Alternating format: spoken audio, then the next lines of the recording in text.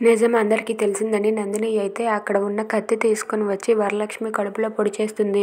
దాంతో అక్కడ ఉన్న వాళ్ళందరూ కూడా ఒక్కసారిగా షాక్ అవుతారు. ఇక వెన్నెల, అక్కడే ఉన్న సుధా, అజయ్, ఆ సుధా వాళ్ళ అమ్మ వీళ్ళందరూ కూడా షాక్ అయ్యి అలా చూస్తూ ఉంటారు. ఇక అక్కడ ఉన్న నందిని అయితే వరలక్ష్మిని మళ్ళీ మళ్ళీ పొడి చేసి 2-3 సార్లు పొడి చేసి చంపాలని ప్రయత్నిస్తుంది. నేను జైలుకి వెళ్ళినా పర్వాలేదు, నేను మాత్రం నిన్ను చంపి నా పగ తీర్చుకుంటానని చెప్పి అక్కడ ఉన్న నందిని అయితే వరలక్ష్మి కడుపులో గట్టిగా పొడి చేస్తుంది. అది చూసి అక్కడ ఉన్న వాళ్ళందరూ కూడా ఏం చేయలేక అక్కడే అలా నిలబడి షాక్లో చూస్తూ ఉంటారు. వాళ్ళు అలా చూస్తూ ఉండగా నందిని అయితే వరలక్ష్మిని పొడి చేస్తుంది. దాంతో వరలక్ష్మి అయితే ఒక్కసారిగా షాక్ అయిపోయి అక్కడే అలా రక్తం కారుతూ కింద పడిపోతుంది. ఇదంతా చూసి అక్కడ ఉన్న వెన్నెల అయితే అమ్మ అంటూ ఒక్కసారిగా గట్టిగా అరుస్తుంది.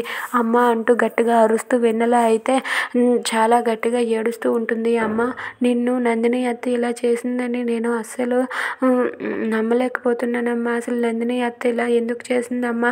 అమ్మ లే అమ్మ, లే అమ్మ అంటూ నందిని అయితే వరలక్ష్మిని లేపుతూ ఉంటుంది. అయినా సరే వరలక్ష్మి ఎంతకి మెలకువ రాకపోవడంతో నందిని అయితే షాక్ అయిపోతుంది.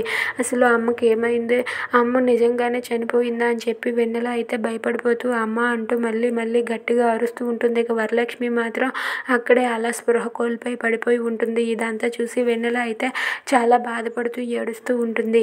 If you like this video, please like, share and subscribe.